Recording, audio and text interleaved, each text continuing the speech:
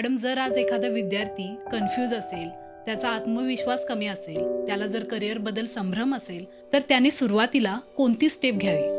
पहिलं तर ना निगेटिव्ह सर्कलमध्ये थांबू नये. कारण की काही काही मुलं नैराश्यात जातात, त्याचं कारण त्यांचं सर्कल असतं की त्यांना सतत बोललेलं असतं की अरे तुझं काय होऊ नाही शकत.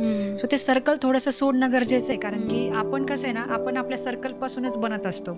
आज एखाद्या व्यक्तीला दिवसभर जर कोणी बोलत असेल ना की तुझं काय होऊ शकत नाही, होऊ शकत नाही, एक दिवस त्याला वाटल्याशिवाय राहत नाही की माझं खरंच काय होऊ नाही शकत. सो त्यापेक्षा ते ड्रॉप करणं गरजेचं आहे. जे लोक पॉझिटिव्ह वाईब्स देतात, पॉझिटिव्ह थॉट देतात, त्यांच्यामध्ये जाणं गरजेचं आहे. असे काही फ्रेंड की जे तुम्हाला मोटिवेट करतात, तिथं जा, ते गरजेचं आहे. तर मला असं वाटतं की जे लोक खूप कन्फ्युज्ड आहेत, तर त्यांनी थोडासा घराबाहेर पडून आपले प्रॉब्लेम्स लोकांसोबत चर्चेत आणणं गरजेचं आहे, जेणेकरून काहीतरी चांगला मार्ग मिळेल. कारण जर तुमचं इंटेन्शन सही आहे की नाही मला काहीतरी बनायचं, तर तुम्ही नक्कीच बनण्याचे 10 मार्ग शोधाल. पण जर तुम्ही निगेटिव्ह माइंडसेटमध्ये घरात बसून तर तुम्ही अजून निगेटिव्ह होत जाणार. त्यापेक्षा वेळेस बाहेर पडा, चांगलं सर्कल शोधा. जर खूपच नकारात्मक फ्रेंडशिप असेल तर ती सोडून द्या, ड्रॉप दॅट लगेच.